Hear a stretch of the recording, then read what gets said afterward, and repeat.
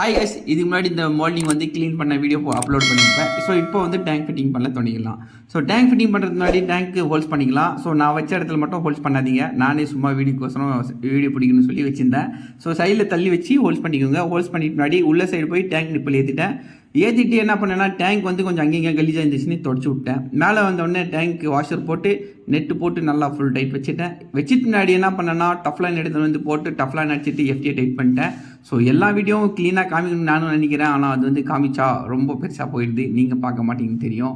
அதனால் வந்து ஷார்ட்டாக வீடியோ பண்ணணும்னு சொல்லிட்டு ஷார்ட்டாக கட் பண்ணி போட்டுருக்கிறேன். ஸோ இந்த மோட்டர் லைன் வந்து மோட்டர் லைன் ஃபிட்டிங் பண்ணிட்டேன். அதுக்கப்புறமா இது பார்த்தீங்கன்னா 2 ஷூ, அப்புறமா ஒரு டீ, அப்புறமா டேங்க் நிப்பல் போட்டு ஃபிட்டிங் பண்ணிட்டேன். ஸோ இப்போ அந்த இடத்துல யூனியனும் இருக்குது. ஸோ யூனியன் என்னது இருக்குன்னா, நாளைக்கு ஃபியூச்சரில் அந்த டேங்க் வந்து கழட்டி வாஷ் பண்ணிவிட்டு திரும்பவும் ஃபிட்டிங் பண்ணிக்கலாம். அதனால தான் யூனியன் வச்சு நிற்கிறேன். ஸோ இந்த பைப்பில் ஹேர் பைப் எல்லாம் போட்டு தூக்கி மேலே விட்டுச்சேன். ஸோ ஹேர் பைப்பில் என்ன ஒரு கூத்து பண்ணி வச்சுருக்கிறேன்னா, ஏதாவது குரங்கோ ஏதாவது வந்து பிடிச்சி ஆட்டினா உடையாமல் இருக்கிறதுக்கோசம் என்ன பண்ணியிருக்கிறேன்னா, கட் கம்பி போட்டு நடுவில் ஒரு பைப் வச்சு ஃபுல் டைட்டாக கட்டி வச்சுட்டேன். ஸோ இப்போ பார்த்தீங்கன்னா உள் சைடில் காமிக்கிறேன். டேங்க் எப்படி பளிச்சுன்னு இருக்கிற மட்டும் பாருங்கள்.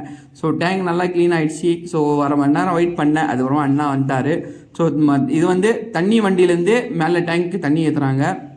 இது வந்து 1000 லிட்டர்லேருந்து 1000 லிட்டருக்கு தான். ஸோ இந்த டேங்க் வந்து காலியானோடனே இது வந்து ரொம்பிடும். ஸோ இப்போ பார்த்தீங்கன்னா இதுக்கு வந்து நம்ம ஓவர்ஃபில்லாம் வைக்கணும்னு அவசியமே இல்லை. ஏன்னா வண்டியில் தான் ஏற்ற போகிறாங்க. அதனால் எந்த பிரச்சனையும் இல்லை. ஸோ இந்த வீடியோ உங்களுக்கு பிடிச்சிருந்தால் லைக் ஷேர் கண்டிப்பாக பண்ணுங்கள். அதுக்கப்புறமா நான் வந்து சொல்ல வந்துட்டேன், எங்கேயாவது லீக்கேஜ் இருக்கா பார்த்தேன். ஸோ எந்த இடத்துலையும் லீக்கேஜ் இல்லை.